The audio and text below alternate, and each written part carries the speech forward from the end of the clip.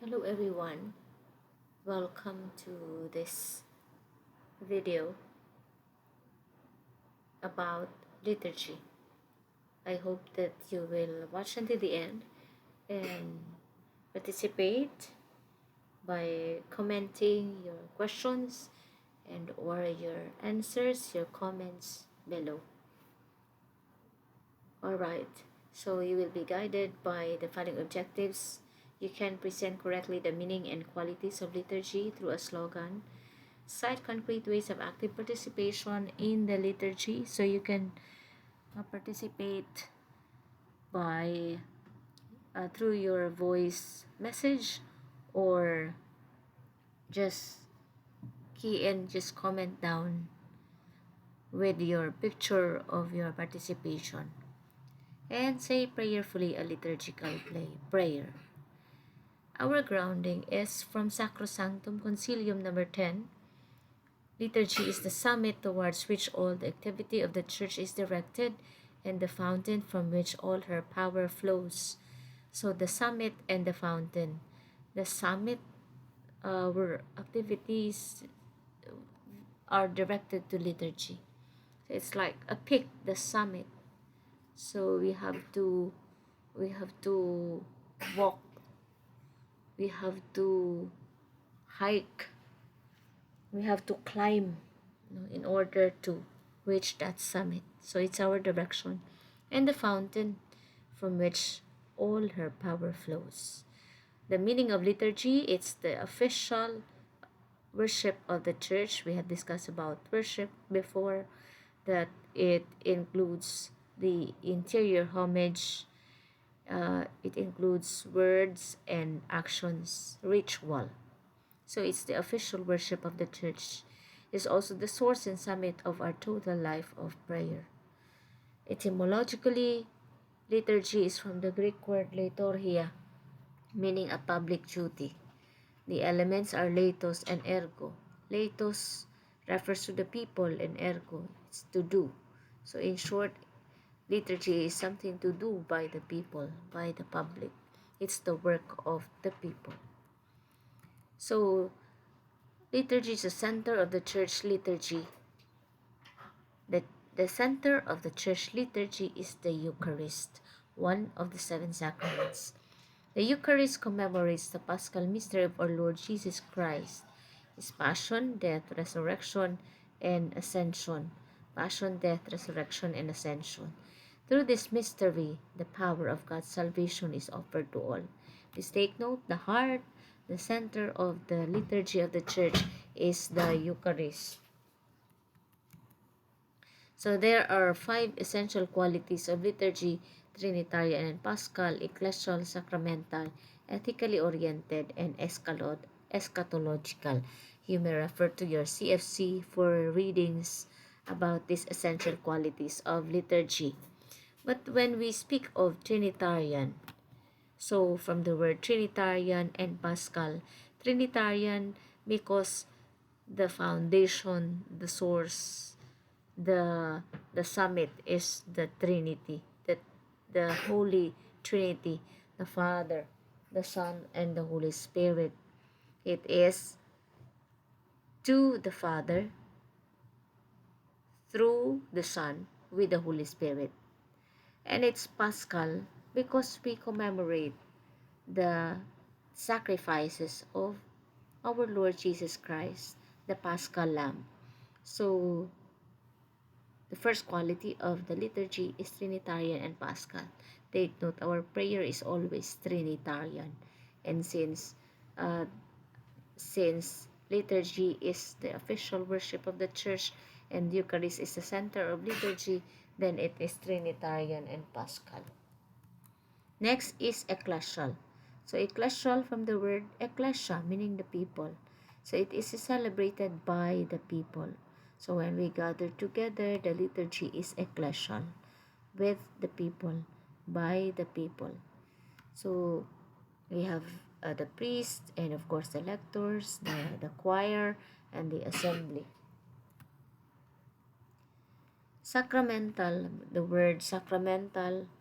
So there are signs and symbols that we use in the liturgy. For example, the altar, the white cloth, the different liturgical colors, the candle, the lighted candle, the water during the sacrament of baptism. So there are signs that we use in liturgy. We also have ethically oriented, so our prayer life must not be separated from our daily living. So liturgy is always anchored to values. So it's ethically oriented. So our liturgical celebration is always oriented to what is true, what is good. And lastly, we have eschatological from the word eschaton, meaning scale is as it escalates. So just like the kingdom of God is already here but not yet, but we are we are getting there. So that's why we have to do our part here in the here and now, because we are preparing for the fulfillment of the promise, the perfection of the church. All right, speaking of sacramental celebration, uh, the sacramental celebration, the liturgy is a sacramental celebration because it is an encounter or the meeting of God's children with their God in the form of a dialogue through actions and words. So, what constitutes the sacramental sign? The outward sign of the sacrament is composed of two essential parts: the thing, the matter, what we can see, and the word or the formula, what we can hear. So these are all present in all the sacraments, which we will uh, be discussing in the next sessions. So we have this matter, the thing, the action, which we can see with our eyes, and the form. So the word that is spoken by the minister, by the ordinary minister, the ear. Okay. So gestures and actions by the assembly, by the people that we have to do during the celebration. We have genuflection.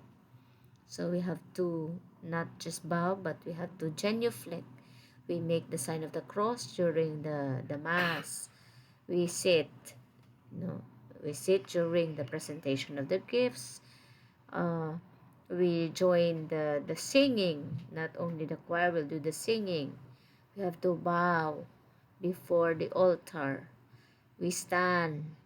Where do we stand? When do we stand? During the opening song, we stand. During the POF, prayers of the faithful, we stand. The gospel greeting.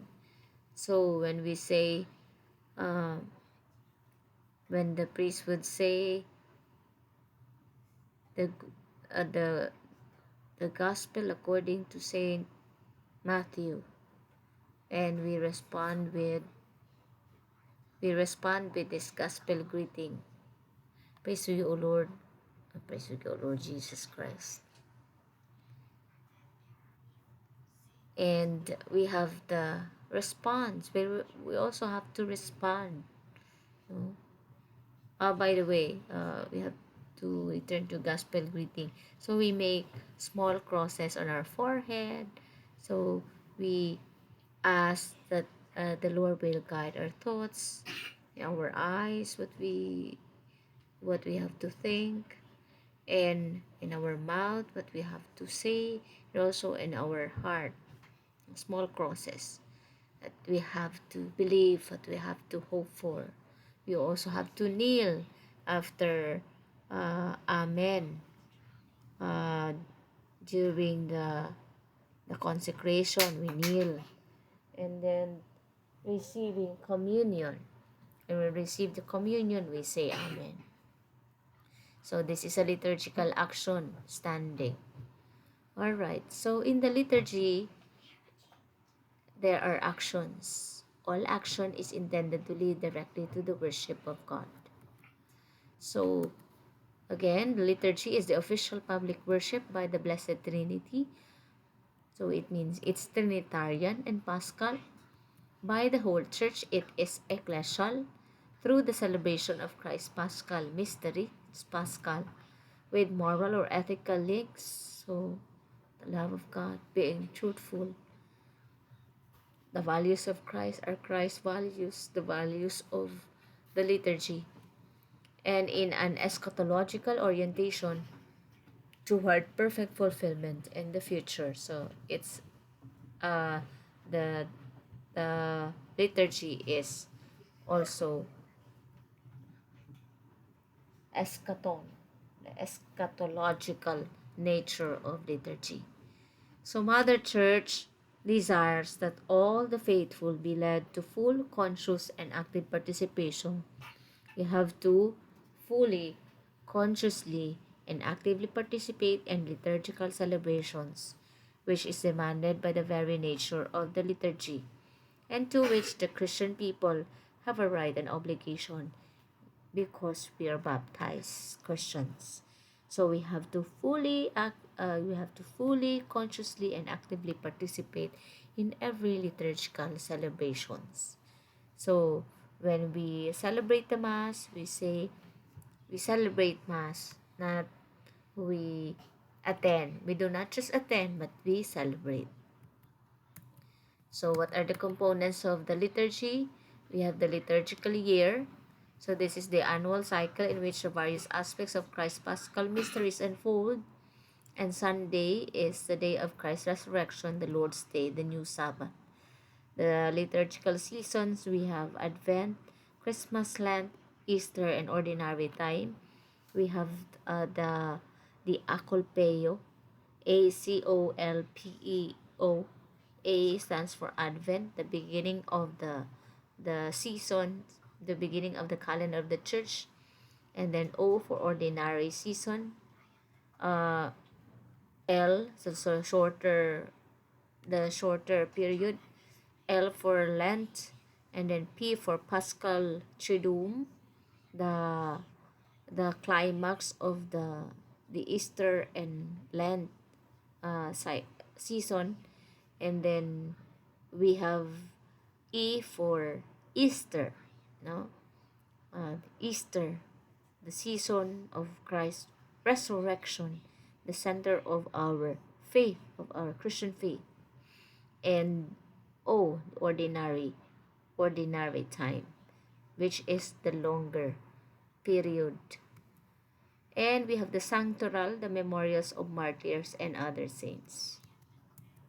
So this is how it looks, the cycle of uh, the church, the liturgical calendar.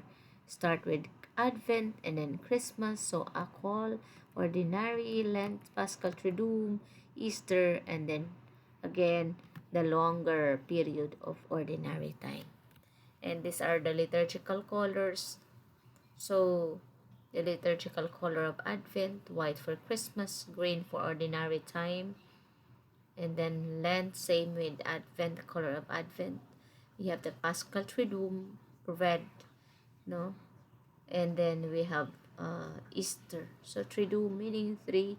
So from his passion, death, and resurrection. The three, the Triduum, Paschal Triduum, the highlight of the Lent and Easter cycle. So these are the liturgical colors again of the liturgical seasons. Another component of the liturgy is the liturgy of the hours. What's the purpose of the liturgy of the hours? To make the hours holy, to sanctify the hours of the day. This should be the prayer of the whole people, not only of the seminarians, not only of the priests, of the nuns, but the whole people of God. In it, Christ continues his priestly work through his church. So these are the periods of the liturgy of the hours, the lauds, the mid-morning prayer, the midday prayer, mid-afternoon prayer, vespers, and night prayer. So this is what we use in liturgy of the hours. We call it Christian prayer book or the breviary. The breviary. So another component of the liturgy is the 7 ritual sacraments, which we will discuss in details in the next sessions. So there are 7. Again, the center of liturgy is the Eucharist. Okay, and we also have sacramentals. So aside from the sacraments, we have the sacramentals. These are sacred signs, symbols which signify some spiritual effect, and it's realized through the action of the church. We believe in blessings, so we ask the priests, ordinary ministers, to bless our homes, cars, field, because they can uh, give us spiritual effect. The actions, kneeling, bowing, genuflecting, are also sacramentals.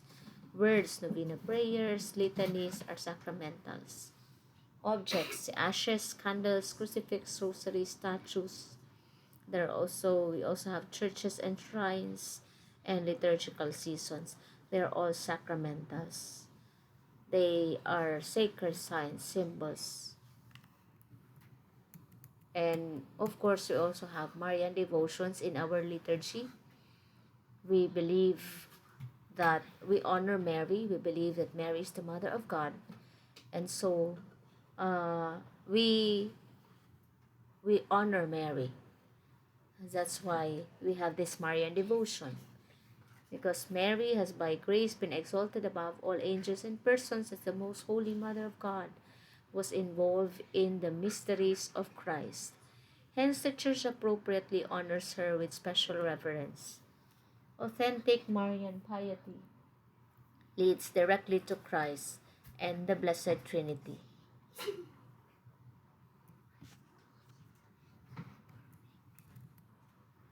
So, but the question, do we worship Mary like Christ? The answer, it's a no. Because only God is to be adored and worshipped. Mother Mary is not worshipped, but we honor Mary. We honor Mary. We venerate Mary in the liturgy of the church and, of course, in the church devotions. Devotion to Mary is most favorable for the supreme worship of God. When we honor Mary, we worship God because she's the Mother of God. So Mary is the attentive virgin, becomes the model of the church in prayer. So there are also solemnities in the liturgical year. We have December 8th. We celebrate the Immaculate Conception, the Feast of the Immaculate Conception. So this is a dogma about Mary being immaculately conceived by her mother Anne, meaning free from the stain of original sin, to prepare her for her role as the Theotokos God-bearer. January 1, Solemnity of Mary, Mother of God. This is an obligation. And March 25, the Feast of the Annunciation of the Lord. And then, so March 25, so we count from March 25 to December 25, that's 9 months. And then, when Mary received and said yes, when she received about the news that she will be the Mother of God, and she responded with, "Let it be done unto me according to your will." And then August 15, this is Assumption. Mary was assumed to heaven, body and soul, because she's the Mother of God. So, which is prolonged in celebrating the queenship of the Blessed Virgin Mary 7 days later. So that's August 22. So from 15, and then we have 22, the queenship of Mary. Mary is enthroned as the Queen of Heaven and Earth. The Mary, Queen of Heaven and Earth, our Mother Perpetual Help. And so, we ask Mary's intercession that may she draw us closer to our Son, Jesus. Amen. To Jesus through Mary. the name of the Father, and of the Son, and of the Holy Spirit.